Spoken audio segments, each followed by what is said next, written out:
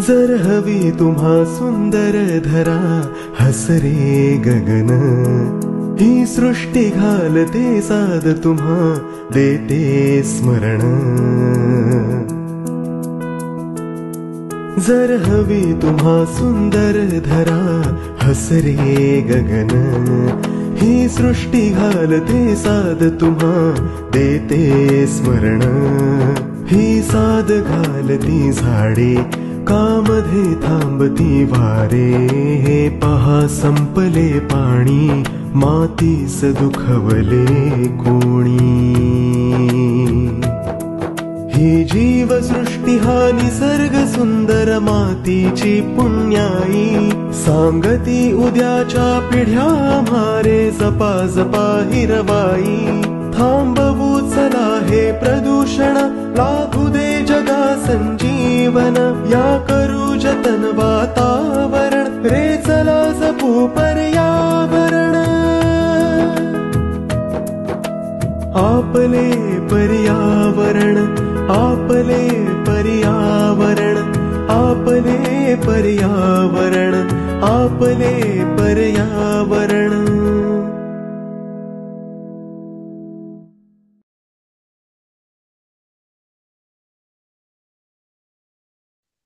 नमस्कार. ऑनलाईन खुली पर्यावरण शाळा या उपक्रमामध्ये तुम्हा सर्वांचं पुन्हा एकदा मनापासून स्वागत आहे.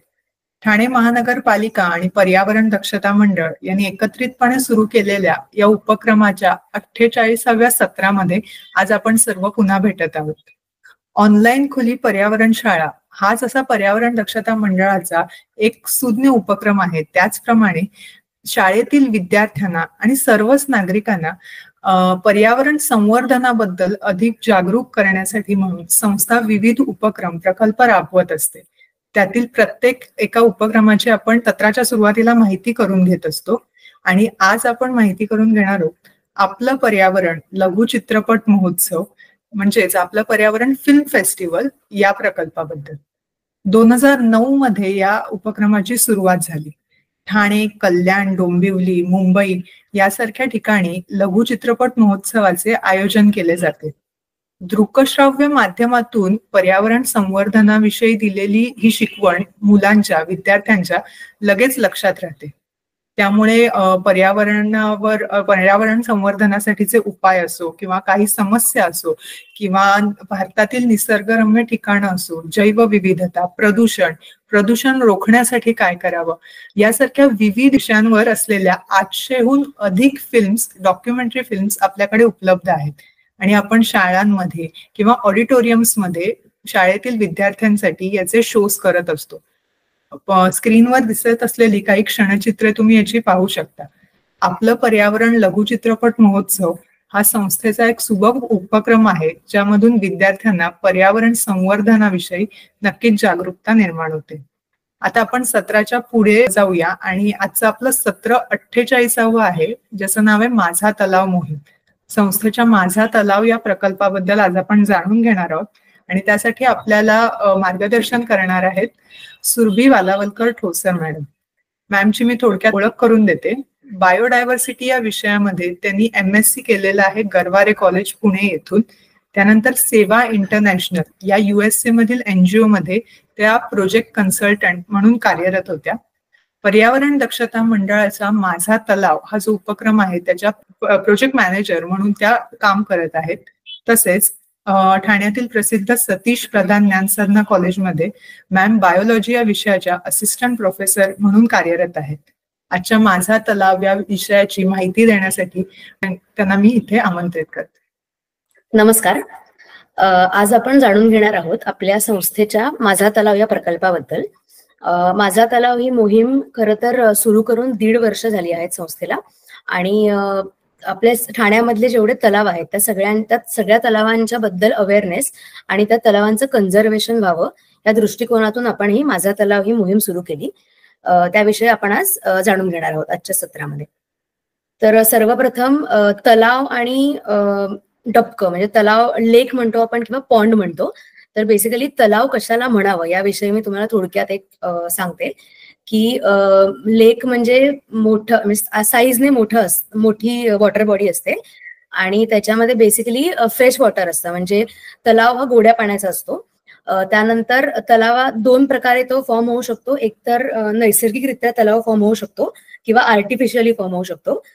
नैसर्गिकरित्या अनेक कारणांमुळे तलाव फॉर्म होतो आणि आर्टिफिशियली म्हणजे समजा एखाद्या म्हणजे काही आता उदाहरणं आपण जर पाहिली आपल्या ठाण्यातल्या किंवा ठाण्याच्या आसपासच्या एरियामधल्या तलावांची, तर स्पेशली म्हणजे गणेश मूर्ती विसर्जनासाठी किंवा काही स्पेसिफिक कारणासाठी, म्हणजे आता एका तलावाचं उदाहरण घ्यायचं तर त्यांच्या तो प्रायव्हेट तलाव आहे जो मुंब्र्याजवळ आहे, टकले मामा नावाचा तलाव.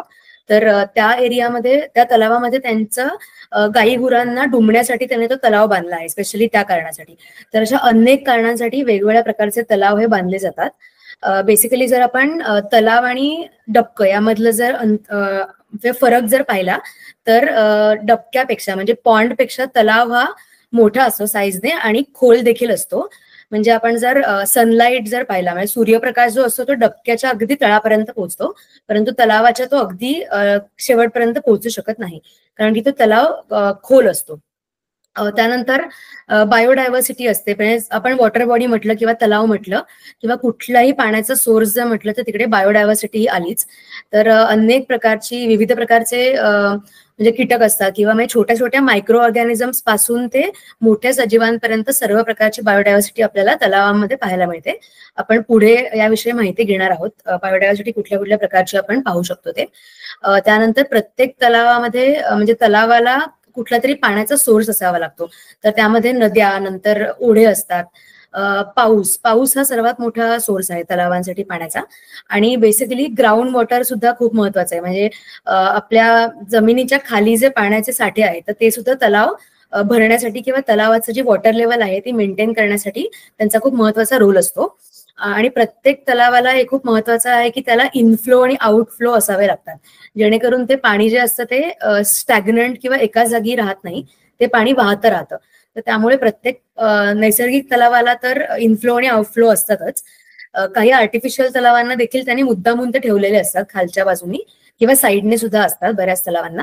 तर इनफ्लोज आणि आउटफ्लोज हे भरपूर अतिशय महत्वाचे आहेत, ज्यामुळे तलावाची जी हेल्थ असते ती मेंटेन राहते. तर तलावाचे डेफिनेशन आपण आता पाहिलं. ही एक मागे 11 ऑगस्ट 2023 एक बातमी आली होती पेपरामध्ये, ते मी मुद्दामून इथे घेतली आहे. तर यामध्ये अमृत योजना जी टीएमसी तर्फे होती त्यामध्ये त्यांनी शहरातल्या 15 तलावांचं सुशोभीकरण ते टीएमसी तर्फे होणार आहे असं तेव्हा न्यूज आली होती.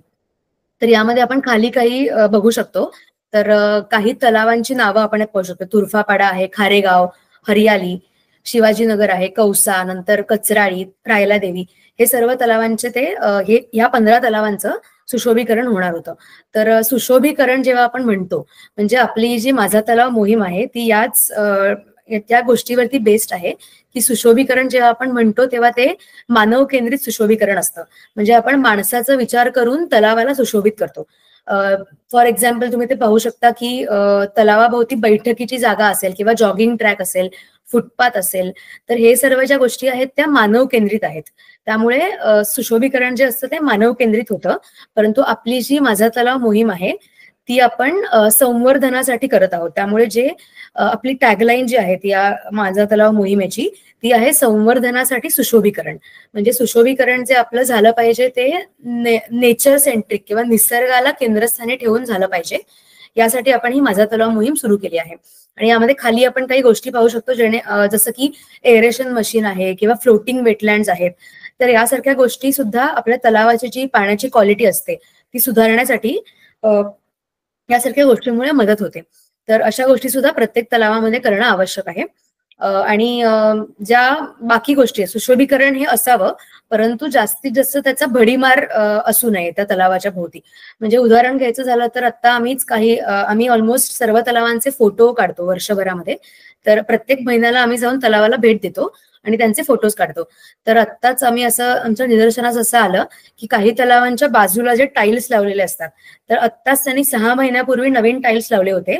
आता त्यांना निधी आला सुशोभीकरणाच्या अंतर्गत, त्यांनी पुन्हा ते टाईल्स तोडून नवीन टाईल्स आता परत लावायला सुरुवात केली.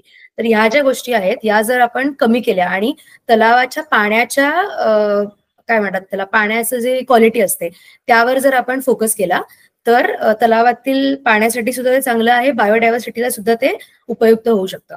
त्यामुळे आपण जे आहे ते सुशोभीकरणाच्या ऐवजी संवर्धन किंवा सबलीकरण आपण म्हणू शकतो, किंवा सशक्तीकरण यावर जास्त भर दिला गेला पाहिजे. हे आपल्या या मोहिमेचं सूत्र आहे. माझा तलाव मोहिमेच्या अंतर्गत आपण या गोष्टीवरती सध्या काम करत आहोत.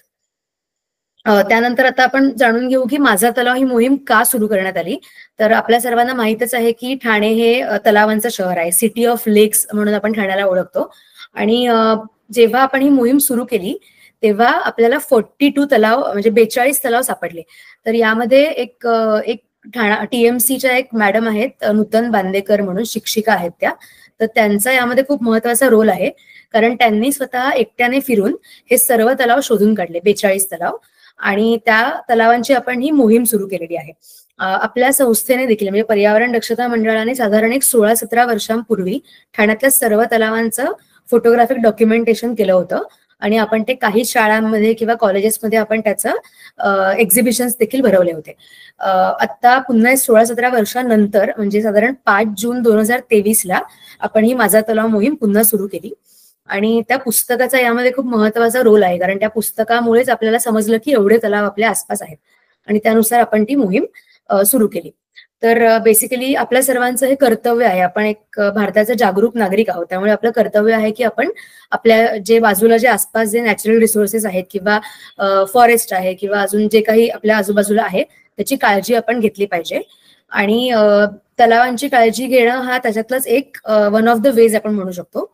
आणि बेसिकली जेव्हा म्हणजे आपल्या सर्वांना माहितीच असेल की जेव्हा आपण एखाद्या वॉटर बॉडीच्या बाजूला जातो, म्हणजे तलाव असू दे किंवा धबधबा असू दे, ओढे असू दे, नदी असू दे, तेव्हा आपल्याला एक फ्रेशनेसच फिलिंग येतं.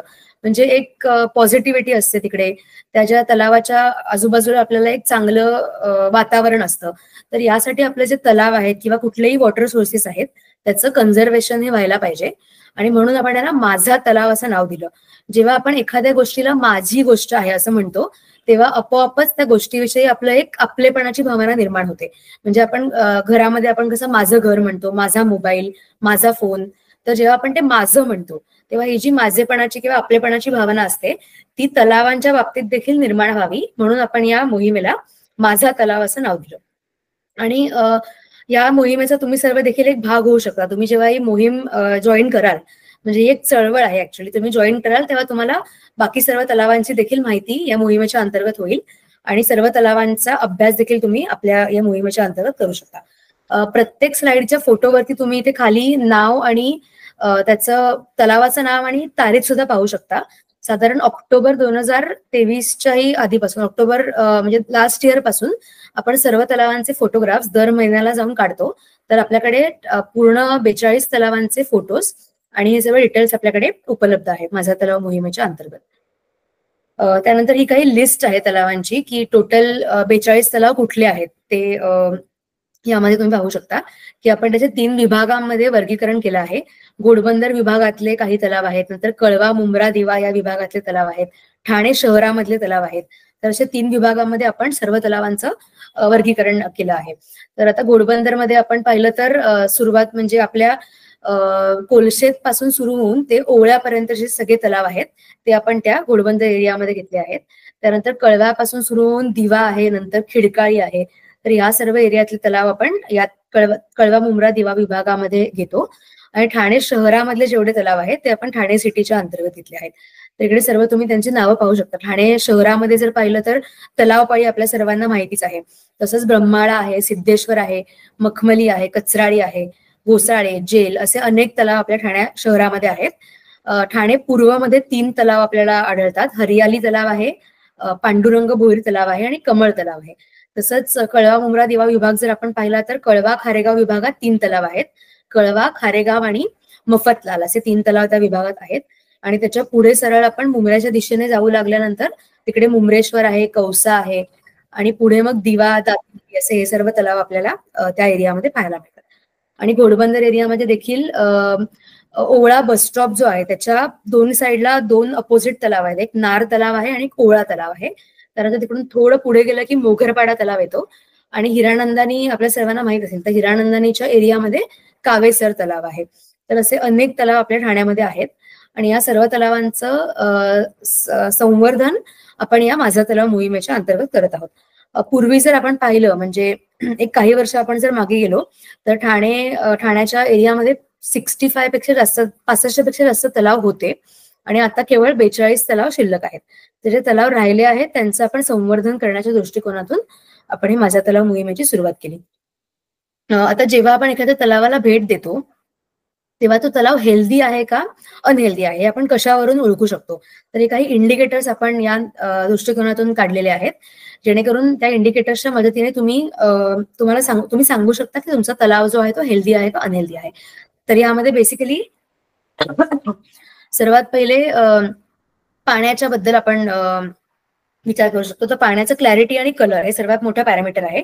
त्यानंतर कचरा आपल्याला तलावाच्या भोवती किंवा पाण्यावर तरंगताना दिसतो आहे का, तलावाच्या भोवती काही कचरा आहे का यावरून सुद्धा आपण सांगू शकतो. त्यानंतर अक्वॅटिक व्हेजिटेशन म्हणजे पाण्याच्या सरफेस एरियावरती काही प्रकारच्या वनस्पती असतात तर त्यांच्यावरून देखील आपण सांगू शकतो की तो तलाव कशा प्रकारचा आहे. त्यानंतर पाण्याला काही स्पेसिफिक वास येतो आहे का ह्याच्यावरून देखील आपल्याला सांगू शकतो. त्यानंतर बायोडायव्हर्सिटी जे मी आधी देखील उल्लेख केला की अतिशय महत्वाची गोष्ट आहे. तर बायोडायव्हर्सिटीच्या ह्याच्यावरून म्हणजे काही ज्या प्रजाती असतात त्या इंडिकेटर स्पीशीज म्हणून काम करतात. म्हणजे त्या स्पीशीजच्या तिथे असण्याने किंवा नसण्याने आपण त्या तलावाची हेल्थ सांगू शकतो.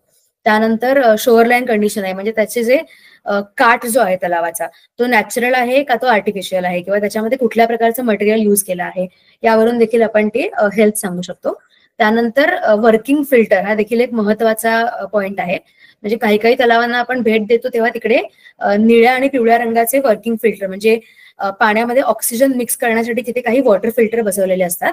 तर त्यांचं स्पेसिफिक आहे म्हणजे ते जे वॉटर फिल्टर आहेत ते काही स्पेसिफिक टाइम करता वर्किंग कंडिशन मध्ये असायला पाहिजेत. तर त्यामुळे देखील पाण्यातील ऑक्सिजन जो आहे त्याचं मेंटेन करण्यासाठी मदत होते. त्यानंतर काही ऍक्टिव्हिटीज देखील आपण तलावाच्या भोवती ऑब्झर्व करतो जसं की फिशिंग आहे, बोटिंग, स्विमिंग.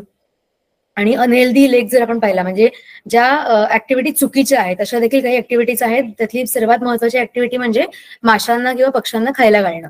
त्यानंतर कचरा फेकणं, निर्माल्य फेकणं या देखील अनहेल्दी ऍक्टिव्हिटी आपण म्हणू शकतो. तर यावरून आपण आपल्या तलावाचं हेल्थ जी आहे ती सांगू शकतो. तर याचंच आपण फोटोज सकट उदाहरण बघूया आता की क्लॅरिटी आणि कलर हे सर्वात पहिली गोष्ट होती. तर त्यामध्ये जर तलावाचं पाणी हे अतिशय क्लिअर आणि ब्ल्यूइश असेल म्हणजे निळसर असेल तर मग तो आपण म्हणू शकतो की तो स्वच्छ तलाव आहे. आणि जर ते ब्राउनिश किंवा ग्रीनिश असेल तर ते आपण म्हणू शकतो की तो अस्वच्छ तलाव आहे म्हणजे कम्पॅरेटिव्हली अस्वच्छ तलाव आहे. तर यामध्ये ठाण्यामध्ये असा एकही तलाव मला अनफॉर्च्युनेटली सापडला नाही की जो कम्प्लिटली स्वच्छ आहे म्हणजे त्याचं पाणी निळसर असेल आणि आपण तळ पाहू शकतो त्याचं, असं एकही तलाव आपल्याला सापडला नाही. ब्राउनिश और ग्रीनिश म्हणजे आता त्याची अनेक कारणं असतात म्हणजे वॉटर पोल्युशन आहे, त्याच्यामध्ये कचरा टाकल्यामुळे होऊ शकतं किंवा काही प्रकारच्या झाडांची तिथे म्हणजे आपले अल्गल ग्रोथ होऊ शकते. तर अशा अनेक कारणांमुळे पाण्याचा रंग चेंज होऊ शकतो, ब्राउनिश किंवा ग्रीनिश देखील होऊ शकतो. तर अशा अनेक प्रकारच्या पॅरामीटर्स म्हणजे क्लॅरिटी आणि कलर हा पहिला पॅरामीटर आहे या गोष्टीचा. त्यानंतर दुसरं म्हणजे हे दोन उदाहरणं आपण इथे पाहू शकतो की वरचा तलावाचा जो फोटो आहे तो कावेसर तलाव जो घोडबंदर हिरानंदानी एरियामध्ये आहे. तर तिथे तुम्ही अजिबात तुम्हाला कुठल्याही प्रकारचा कचरा दिसत नाहीये. आणि खालचा जो फोटो आहे सिद्धेश्वर तलावाचा तो फोटो आहे जो पाचपाखडी एरियात आहे. तिकडे तुम्ही पाहू शकता की साईडला पूर्ण कचऱ्याचं तुम्हाला साम्राज्य दिसतंय आणि पूर्ण तो एका वॉटर हायसिंथ किंवा जलपर्णीने पूर्ण तलाव हा वेढलेला आहे. तर असं दोन उदाहरणं म्हणजे जर फ्लोटिंग डेब्रिज तिकडे तुम्हाला दिसले नाही तर आपण तो तलाव म्हणू शकतो की हेल्दी आहे आणि जर तिकडे कचरा असेल तर your lake will be unhealthy. त्यानंतर अगेन बायोडायव्हर्सिटीच्या बद्दल आपण आता मगाशी बोललो. तर अनेक प्रकारची बायोडायव्हर्सिटी म्हणजे आपल्या ड्रॅगन फ्लाईज म्हणजे चतुर पासून ते अनेक मोठे पक्षी किंवा प्राणी असे हे सर्व आपल्याला तलावाच्या भोवती दिसतात. तर इथे कासवांचं सुद्धा आपल्याला प्रत्येक तलावामध्ये आपल्याला कासवं आढळतातच. तर यामध्ये दोन प्रकारचे प्रजाती आपण म्हणू शकतो. आपण सर्वांनी ऐकलं असेल की नेटिव्ह प्रजाती असतात आणि एक्झॉटिक प्रजाती असतात म्हणजे ज्या आपल्या इकडच्या लोकल प्रजाती आहेत त्या देखील त्या पाण्यामध्ये सापडतात आणि ज्या एक्झॉटिक आहेत ज्या बाहेरून आलेल्या आहेत त्या देखील त्या पाण्यामध्ये सापडतात. आणि पक्ष्यांचं जर आपण पाहिलं तर हा जो पक्षी दिसतो आहे तो ब्लॅक क्राऊन नाईट हेरॉन आहे. त्यानंतर इकडे जो दिसतोय तो कॉर्मोरंट म्हणजे कॉर्मोरंट आपल्याला अनेकदा बऱ्याच तलावांच्या काठावरती बसलेला आढळतो. आपण जे मगाशी स्पीशीज बद्दल बोललो तर कासवाबद्दल, तर यामध्ये 2 प्रकारचे स्पीशीज मोस्टली सगळ्या तलावामध्ये आढळतात. तर हा जो फोटो आपण पाहतो आहोत त्या स्पीशीजचं नाव आहे रेड इयर स्लायडर टर्टल आणि ही ऍक्च्युली मेक्सिकन स्पीशीज आहे. बऱ्याचदा आपण जेव्हा म्हणजे एक कासवांना किंवा पक्ष्यांना आपण पेट म्हणून आपल्या घरी आणतो आणि काही काळानंतर आपण त्यांना जवळच्या एका नॅचरल हॅबिटेटमध्ये सोडून देतो. तर अशाच प्रकारे ही जी स्पीशीज आहे ती इंट्रोड्यूस झालेली आहे आपल्या भारतामध्ये. ऍक्च्युली ही जी आहे ती आपल्याकडची नेटिव्ह स्पीशीज नाहीये, पण ही स्पीशीज मी ऑलमोस्ट सगळ्या तलावांमध्ये पाहिलेली आहे. आणि काही स्पीशीज अशा असतात ज्या त्यांना आपण इन्व्हेसिव्ह स्पीशीज म्हणू शकतो, ज्या तिकडच्या लोकल ज्या प्रजाती असतात त्यांना धोका पोहोचवतात.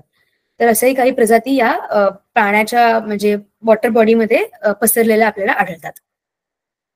त्यानंतर अनेक प्रकारचे बटरफ्लाईज देखील आपल्याला या पाण्याच्या आसपासच्या छोट्या छोट्या झुडपांमध्ये आढळतात. ही देखील बायोडायव्हर्सिटी आपण इथे पाहू शकतो. त्यानंतर हा एक अतिशय महत्वाचा पॉइंट आहे या गोष्टीतला की तलावांच्या भोवती जे असतं म्हणजे तलावांची जे शोअरलाईन कंडिशन म्हणू शकतो आपण किंवा त्यांचा जो काठ आहे तलावांचा तो जास्तीत जास्त नॅचरल कशा प्रकारे राहू शकतो यासाठी आपण प्रयत्न केला पाहिजे. हे दोन्ही तलाव जे आहेत ते कळव्यामध्येच उदाहरण आपण पाहू शकतो. तर हा जो डावीकडचा तलाव जो आपल्याला दिसतोय तो मफतलाल तलाव आहे आणि हा जो तलाव आहे तो खारेगाव तलाव आहे. तर खारेगाव तलावामध्ये एक त्यांनी ऍक्च्युली गणपती विसर्जनासाठी एक आर्टिफिशियल तलाव देखील बांधला आहे आणि मागे जो दिसतोय तो ओरिजिनल तलाव आहे म्हणजे मुख्य तलाव. तर यामध्ये तुम्ही पाहू शकता की इथे पूर्ण त्यांनी सिमेंटची बाउंड्री घातलेली आहे तलावाच्या भोवती. तर जेव्हा आपण शोरलाईन कंडिशन बद्दल चर्चा करतो तेव्हा कधीही जर नॅचरल बाउंड्री असेल त्या तलावाची तर ती त्या तलावातल्या बायोडायव्हर्सिटीसाठी सुद्धा चांगली आहे. आणि एकूणच तलावाची जी म्हणजे त्या तलावाची जी एकूण कंडिशन असते की त्या तलावातले कुठले कुठले म्हणजे कुठल्या कुठल्या प्रकारच्या प्रजाती आतमध्ये सापडतात किंवा त्या तलावाचं अजून म्हणजे जर तो तलाव नॅचरल जेवढा असेल तेवढं ते तलावासाठी देखील चांगलं असतं. त्यामुळे मफतलाल तलाव जो आहे तो आपण पाहू शकतो की तो नॅचरल आहे. या सगळ्या बाउंड्रीजला कुठेही तुम्हाला सिमेंट किंवा दगडाचं बांधकाम दिसत नाहीये. आणि खारेगाव म्हणजे तुम्ही पाहू शकता की इथे पूर्ण सिमेंटचं त्यांनी बांधकाम केलेलं आहे. तर हे पण एक महत्वाचा पॉइंट आहे की आपल्या तलावाची बाउंड्री जी आहे ती शक्यतो नॅचरल असावी. त्यानंतर जे मगाशी मी वॉटर फिल्टरचा उल्लेख केला तर अशा प्रकारचे वॉटर फिल्टर्स बऱ्याच तलावामध्ये आपल्याला आढळून येतात. तर यामध्ये आता ऑक्सिजनची लेवल जी असते पाण्याची ती मेंटेन ठेवण्यासाठी किंवा ती वाढवण्यासाठी वॉटर फिल्टर्सचा उपयोग होतो. तर वॉटर फिल्टर्स हे वर्किंग कंडिशन मध्ये असायला हवेत प्रत्येक तलावातले. त्यानंतर ऍक्टिव्हिटीज बद्दल आपण मगाशी उल्लेख झाला होता. तर यामध्ये आपण ऍक्टिव्हिटीजना 2 विभागामध्ये डिवाइड करू शकतो. म्हणजे चांगल्या ऍक्टिव्हिटीज सुद्धा तलावामध्ये होऊ शकतात. तर त्यामध्ये आता फिशिंग, बोटिंग किंवा स्विमिंग या आपण म्हणू शकतो की चांगल्या ऍक्टिव्हिटीज आहेत. परंतु जेव्हा आपण एखाद्या तलावाच्या इकडे जातो आणि तिथे आपण पाहतो की काही जण लोक माशांना किंवा तलावातील इतर सजीवांना खायला देत असतात. तर तेव्हा ते पाव खायला घालतात किंवा फरसाण खायला घालतात. तर ह्याचा त्या प्राण्यांच्या किंवा त्या माशांच्या हेल्थवरती त्याचा वाईट परिणाम होऊ शकतो. त्यामुळे हे जे जेव्हा आपण तुम्ही एखाद्या तलावाला भेट द्याल आणि तुम्हाला जेव्हा असं तिथे लोक दिसतील की जे त्या माशांना खायला देत आहेत किंवा कबुतरांना खायला देत आहेत तर तुम्ही त्यांना रिक्वेस्ट करू शकता की असं हे खायला घालणं चुकीचं आहे फिश म्हणजे माशांना किंवा पक्ष्यांना. त्यामुळे त्यांच्या हेल्थवरती त्याचा वाईट परिणाम होऊ शकतो. त्यानंतर हे एक आपण फोटोच्या ह्याने पाहू शकतो की मगाशी मी सांगितल्याप्रमाणे आपल्याकडे सर्व तलावांचे म्हणजे वर्षभराचे आपल्याकडे फोटोज आहेत प्रत्येक महिन्यामध्ये काढलेले. तर हा दिवा तलाव आहे. दिवा स्टेशनच्या बरोबर अपोजिट हा तलाव आहे आणि तुम्ही पाहू शकता की ऑक्टोबर पासून म्हणजे आता ऑक्टोबर 2023 मधला हा फोटो दिसतो आहे. त्यानंतर नोव्हेंबर 2023, डिसेंबर 2023, त्यानंतर फेब्रुवारी आहे 24, एप्रिल 24, जून 24, जुलै, ऑगस्ट. तर सर्व महिन्यामध्ये तलावाची कंडिशन जी आहे ती अतिशय खराब कंडिशन आहे त्या तलावाची. म्हणजे तो आम्ही जेव्हा तिकडे फोटो काढायला जातो तेव्हा त्यातला कचरा एकतर आपल्याला तलावाच्या बाहेर आढळतो किंवा तलावाच्या आतमध्ये तो कचरा टाकलेला असतो. तिथे खूप वाईट कंडिशन आहे या तलावाची आणि ह्या तलावाची कंडिशन नक्कीच सुधारता येईल आपल्याला आणि ते सुधारणं आवश्यक आहे. यासाठी मला वाटतं की टीएमसीने योग्य ती पावलं उचलली गेली पाहिजे टीएमसी तर्फे. तर हा तलाव देखील आपल्या बाकी तलावांसारखा सुंदर होऊ शकतो. त्यानंतर हे काही फोटोजच्या माध्यमातून आपण काही एक्झाम्पल घेऊया. हा कावेसर तलाव आहे जो घोडबंदर एरियामध्ये आहे हिरानंदानीच्या इथे. तर त्याचे मी जे वर्षभर जे फोटो काढले ते थोडक्यात तुम्हाला फोटोज दाखवते. नोव्हेंबर 2023 मधला हा फोटो आहे. त्यानंतर जानेवारी 2024 चा फोटो आहे. मार्च 2024, मे मधला फोटो आहे, जुलै आणि ऑगस्ट मध्ये जेव्हा आम्ही तिथे फोटो काढायला गेलो होतो तेव्हा आम्ही पाहिलं की संपूर्ण तलावावरती ही जलपर्णी किंवा ही जी पाण वनस्पती असते त्याने पूर्ण तलावाला वेढलं होतं. तर तेव्हा आम्ही लगेच मग TMC ऑफिशियल्सना संपर्क केला आणि त्यांनी पुढच्या महिन्यामध्ये ताबडतोब म्हणजे त्याच्या पुढच्या आठवड्यामध्ये ताबडतोब येऊन ती सर्व जलपर्णी क्लिअर केली आणि पुन्हा मग सप्टेंबरमध्ये आपण पाहू शकतो की तलाव पुन्हा पूर्ववत झालेला आहे. तर ह्यामध्ये आपल्या सर्वांचा रोल खूप महत्वाचा आहे, जे तलावाच्या आसपासच्या एरियामध्ये राहतात. तुम्ही ऍक्च्युली तलावावरती जर लक्ष ठेवलं की तलावाची कंडिशन कशी आहे, त्यामध्ये काय काय प्रॉब्लेम्स आहेत आणि ते प्रॉब्लेम जर तुम्ही पर्यावरण दक्षता मंडळाला किंवा TMC ऑफिशियल्स जर कळवलेत तर त्यावरती म्हणजे शक्यतो लवकरात लवकर ऍक्शन घेण्याचा ते प्रयत्न करत असतात TMC ऑफिशियल्स. तर ते नक्कीच आपण तलावाची परिस्थिती सुधारू शकतो अशा माध्यमातून. त्यानंतर कोलशेतचं देखील एक सांगायचं आहे की 2 वर्षापूर्वी कोलशेतमध्ये पूर्ण 12 महिने पूर्ण पाणी असायचं, परंतु आता 2 वर्षापासून असं झालं आहे की त्याचं पाणी आता पूर्ण म्हणजे जानेवारी फेब्रुवारी मध्ये त्याचं पूर्ण पाणी हे आटतं, म्हणजे अक्षरशः पूर्ण तलाव रिकामा होतो. तर हा डिसेंबर 2023 मधला फोटो तुम्ही पाहू शकता. त्यानंतर फेब्रुवारी मधलाचा फोटो आहे, फेब्रुवारी 2024. तुम्ही पाहू शकता की एकही पाण्याचा थेंब तुम्हाला यामध्ये दिसणार नाही.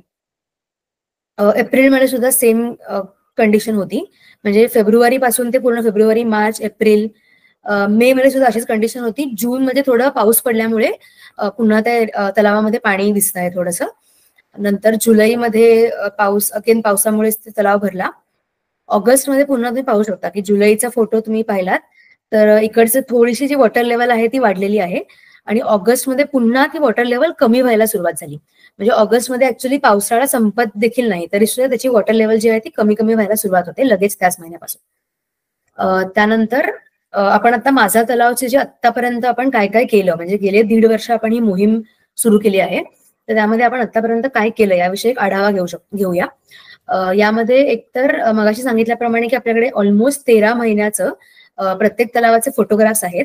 त्या तलावाची वॉटर लेवल केवढी होती किंवा त्या तलावामध्ये कुठल्या प्रकारची बायोडायव्हर्सिटी आहे या सर्वांचं डॉक्युमेंटेशन आपण केलेलं आहे गेल्या 13 महिन्यांचं. त्यानंतर आपल्या माझा तलाव मोहिमेचं साधारण आता 349 व्हॉलेंटियर्सची टीम आपली तयार झालेली आहे. आणि मगाशी मी 42 तलावांचा उल्लेख केला, परंतु आपण जेव्हा ही मोहीम सुरू केली तेव्हा आपल्याला अजून 2 नवीन तलाव देखील सापडले. तर त्यामध्ये ते दोन्ही तलाव प्रायव्हेट आहेत. मुंब्र्याच्या जवळच्या तलावाचा मी उल्लेख केला होता, टकले मामा तलाव त्या तलावाचं नाव आहे. आणि दिव्याजवळ देखील एक तलाव आपल्याला चिवा तलाव नावाचा तलाव सापडला. हे दोन्ही तलाव प्रायव्हेट आहेत, परंतु ते आपल्या मोहिमेमध्ये आपण त्यांना आता इन्क्लूड करत आहोत आणि टोटल 44 तलावांची आता ही मोहीम झालेली आहे. त्यानंतर आतापर्यंत आपण या मोहिमेच्या अंतर्गत अजून एक महत्वाची गोष्ट केली होती की आपण तलावांना शाळा जोडल्या होत्या. म्हणजे त्या तलावाच्या बाजूला ज्या शाळा आहेत त्या सर्व शाळांमध्ये जाऊन आपण तिकडे 7वी आणि 8वीच्या मुलांचं एक लेक्चर घेतलं तलावाच्या बद्दल, की तलाव कन्झर्वेशन कशा प्रकारे करता येईल आणि याविषयी. आणि मग त्या मुलांना किंवा त्या शाळांना आपण रिक्वेस्ट केली की तुम्ही तुमच्या शाळेच्या जवळचा जो तलाव आहे तो तुम्ही अडॉप्ट करा. तर मग या माध्यमातून अनेक शाळांनी आतापर्यंत तलाव दत्तक घेतले आहेत. तर आतापर्यंत 34 तलाव 38 शाळांनी दत्तक घेतले आहेत आपल्या ठाणे आणि त्याच्या आसपासच्या एरियामध्ये. त्यानंतर आपण या माझा तलावच्या माध्यमातून अनेक अवेअरनेस प्रोग्राम्स देखील केले. त्यामध्ये आता 22 मार्च तुम्हाला सर्वांना माहित असेल की तो जागतिक पाणी दिन म्हणून साजरा केला जातो. तर त्याच्या अंतर्गत आपण मासुंदा तलावावरती एक ह्युमन चेन ऑर्गनाईज केली होती, ज्यामध्ये शाळेतील मुलं होती, कॉलेजची विद्यार्थी होते आणि शिक्षक देखील होते आणि आपले व्हॉलेंटियर्स होते. अशा सर्वांनी तिकडे तलावाच्या भोवती ह्युमन चेन फॉर्म केली आणि त्याच्या माध्यमातून जनजागृती केली तलाव कन्झर्वेशन या विषयाबद्दल. त्यानंतर 15 ऑगस्टला आपण म्हणजे 15 ऑगस्ट 2023 आणि 2024 दोनही वर्ष आपण 2 मोठे कार्यक्रम सर्व तलावांवरती केले. यामध्ये आपण 15 ऑगस्ट 2023ला आपण आपले सर्व जे व्हॉलेंटियर्स होते, प्रत्येक तलावाच्या भोवती राहणारे जे व्हॉलेंटियर्स होते त्यांनी त्या तलावाच्या इकडे उभं राहून तिकडच्या तलावाच्या बद्दल जनजागृती केली. आणि 2024 मध्ये आपण ज्या शाळांनी तलाव दत्तक घेतले आहेत त्या शाळांपासून तलावापर्यंत रॅलीचं आयोजन केलं होतं आणि त्या मुलांनीच त्या पूर्ण घोषणा देत आणि आपले बॅनर घेऊन आणि त्या प्लॅकार्ड्स घेऊन रॅली काढली तलावापासून शाळेपर्यंत. शाळेपासून तलावापर्यंत, आणि आपण त्या माध्यमातून तलावाबद्दल अवेअरनेस केला. त्यानंतर आत्ता मागच्या महिन्यात म्हणजे डिसेंबर 2024 मध्ये आपण 17, 19 आणि 21 या 3 तारखांना 3 विभागातल्या तलावांचे कार्यक्रम केले. म्हणजे 17 तारखेला आपण घोडबंदर विभागातल्या तलावांचा कार्यक्रम आयोजित केला होता, 19 तारखेला कळवा मुंब्रा देवा विभाग, आणि 21 तारखेला ठाणे शहरातल्या तलावांचा कार्यक्रम आपण घेतला होता. तर या कार्यक्रमाच्या माध्यमातून आपण विद्यार्थ्यांच्या मार्फत जनजागृती केली. यामध्ये आपण शाळेतील विद्यार्थ्यांसाठी 3 स्पर्धांचं आयोजन केलं होतं. यामध्ये पथनाट्य स्पर्धा होती, पोस्टर कॉम्पिटिशन होती आणि पॉवर पॉइंट कॉम्पिटिशन होती. तर या स्पर्धांच्या माध्यमातून मुलांनी त्यांचे तलावाबद्दलची ऑब्झर्वेशन जी होती ती मांडली, आणि अशा आपण स्पर्धांचं आयोजन केलं होतं. त्या 3ही दिवसांच्या स्पर्धांना खूप चांगला प्रतिसाद आपल्याला मुलांच्या तर्फे आणि सगळ्यांकडूनच मिळाला. त्यानंतर आत्ताच म्हणजे 4 जानेवारी 2025 ला आपण ठाण्यातली पहिली तलावांची कॉन्फरन्स केली. याला देखील अतिशय उत्तम प्रतिसाद मुलांचा आणि सर्वांचाच मिळाला. यामध्ये आपण विविध सेशन्स ऑर्गनाईज केले होते. एक आपण एक्सपर्ट सेशन देखील यामध्ये केलं होतं, डॉक्टर उमेश मुंडले सरांचं. त्यांचं एक्सपर्ट सेशन झालं. त्यानंतर आपण एक पॅनल डिस्कशन केलं होतं, ज्यामध्ये मुलांनीच या विषयाबद्दल त्यांची मतं मांडली. म्हणजे पॅनल डिस्कशन मध्ये कोणी एक्सपर्ट्स नव्हते, तर ही मुलं जी होती शाळेची ती एक्सपर्ट्स होती, आणि त्यांनी त्यांचे जे ऑब्झर्वेशन त्यांनी केले तलावाबद्दल ते त्यांनी त्या विषयामध्ये पॅनल डिस्कशन मध्ये मांडले होते. तर अशा अनेक प्रकारचे आपण प्रोग्राम्स त्या कॉन्फरन्सच्या अंतर्गत केले, आणि त्या कॉन्फरन्सला देखील आणि या 3ही प्रोग्राम्सला अतिशय चांगला प्रतिसाद मिळाला. आतापर्यंत आपण पाहिलं की माझा तलावाचं आतापर्यंत काय काय आपण इव्हेंट्स किंवा काय केलं. आता ह्याच्या पुढची जी स्टेप आहे माझा तलावची, त्याविषयी देखील मी तुम्हाला सांगू इच्छिते. तर सर्वात पहिलं म्हणजे आपण सर्व तलावांचं जे वॉटर क्वालिटी टेस्टिंग आपण या माध्यमातून करणार आहोत. त्यानंतर आपल्याला प्रत्येक तलावांसाठी ऍक्च्युली लीड व्हॉलेंटियर्स म्हणण्यापेक्षा प्रत्येक तलावासाठी आपण एक 5 किंवा 10 स्वयंसेवकांची टीम उभी करणार आहे, जे तिकडे कायमस्वरूपी त्या तलावावरती लक्ष ठेवतील, आणि जर काही तिथे चुकीची गोष्ट झाली तर आपल्याला लगेच इन्फॉर्म करतील. त्यानंतर आतापर्यंत जेवढे मी मगाशी सांगितलं की 34 शाळा आतापर्यंत कनेक्ट झाल्या आहेत, 38 शाळा आतापर्यंत कनेक्ट झाल्या आहेत. तर आता अनेक अजून शाळांना आपण या मोहिमेमध्ये सहभागी करून घेणार आहोत.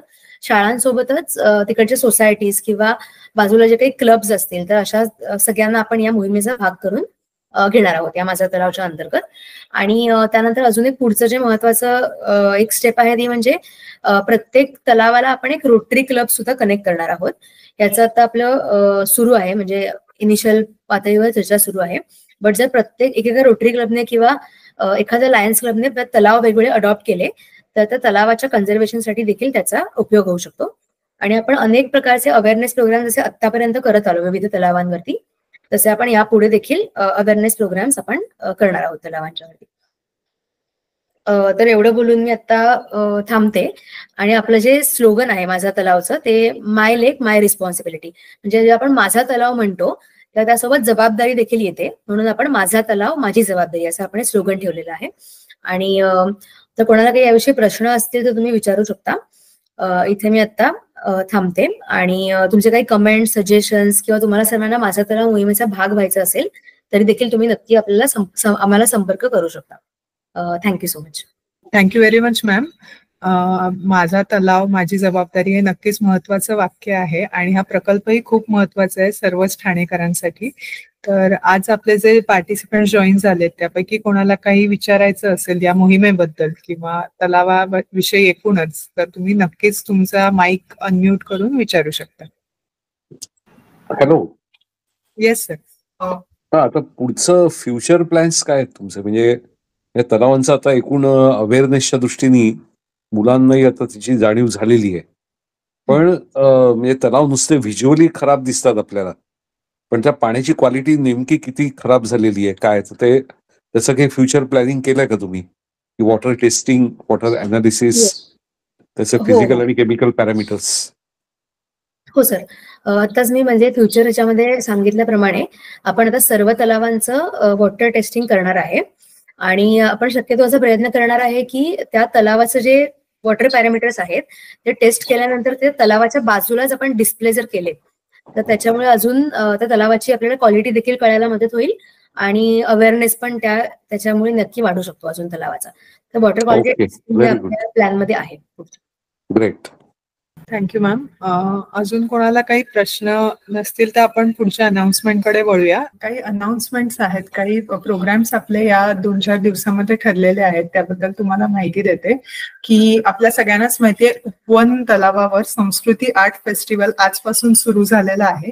तर इथे आपले 2 स्टॉल आहेत. ग्रीन शॉपी, ज्यामध्ये पर्यावरणपूरक जी वस्तू आहेत, उत्पादनं आहेत, त्यांचा एक स्टॉल आपला आहे, आणि दुसरा म्हणजे माझा तलाव, ज्याबद्दल आपण आता माहिती घेतली. त्याचे जे फोटोज आहेत, 42 तलावांच्या फोटोंचं प्रदर्शन आणि त्याबद्दलची अधिक माहिती आपल्याला या स्टॉलवर नक्की मिळणार आहे. 10, 11, 12 आणि 13 जानेवारीला हे स्टॉल आपले उपवनच्या संस्कृती आर्ट फेस्टिवल मध्ये असतील. तेव्हा सकाळी 9 ते रात्री 10 या वेळेमध्ये तुम्ही नक्की या दोन्ही स्टॉल्सना भेट देऊ शकता. 12 जानेवारीला म्हणजे येत्या रविवारी आपण पर्यावरण दक्षता मंडळाचा देवराई हा जो प्रकल्प आहे त्याला भेट देणार आहोत. तर टिटवाळ्यातील रुंदे गावामध्ये हा देवराई प्रकल्प पूर्ण झालेला आहे. तर ही वृक्षसंपदा पाहण्यासाठी तुम्ही 12 जानेवारीला सकाळी 8 वाजता टिटवाळ्यातील रुंदे गावामध्ये भेटू शकता. आपले सर्वच स्वयंसेवक किंवा इतरही पर्यावरण प्रेमी इथे येणार आहेत.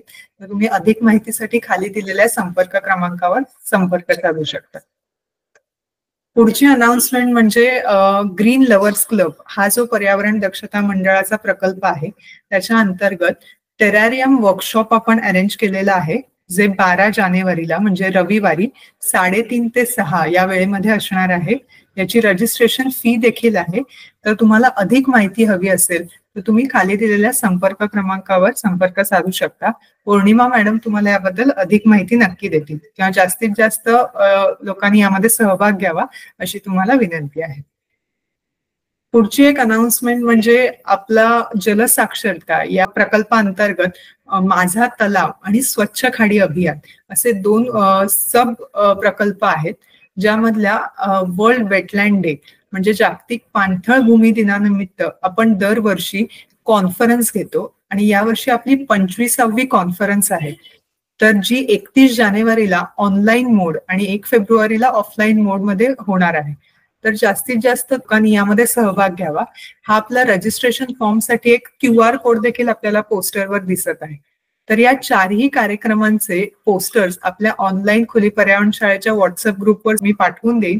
तुम्ही या उपक्रमामध्ये तुम्हाला सहभागी व्हायला जमेल तेव्हा तुम्ही नक्की येऊ शकता. पर्यावरण दक्षता मंडळाच्या या उपक्रमामध्ये सहभागी होऊन पर्यावरण संवर्धनाची एक चांगली संधी तुम्हाला मिळेल. आपली पुढची सेशन्स या प्रकारे असणार आहेत. पुढच्या शुक्रवारी आपण क्लीन क्रीक मुवमेंट म्हणजे ही जी कॉन्फरन्स आपण ठेवलेली आहे त्याबद्दलची आणि स्वच्छ खाडी अभियान म्हणजे क्लीन क्रीक मुवमेंट बद्दलची माहिती आपल्याला डॉक्टर प्रसाद कर्णिक सर देतील. त्यानंतर 24 जानेवारीला विहिरींचे महत्व, इम्पॉर्टन्स ऑफ वेल या विषयावर डॉक्टर उमेश मुंडले सर आपल्याला मार्गदर्शन करणार आहेत. आणि इम्पॉर्टन्स ऑफ रिव्हर्स हा विषय जो आज आपला होता तो अविनाश कुबल सर 31 जानेवारीला घेतील आणि त्याबद्दल आपल्याला अधिक माहिती देतील.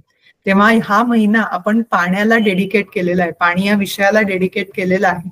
तर या इतर सत्रांमधून पाण्याविषयी अधिक माहिती घेण्यासाठी, त्याबद्दल जागरूक होण्यासाठी आपण नक्की भेटत राहूया.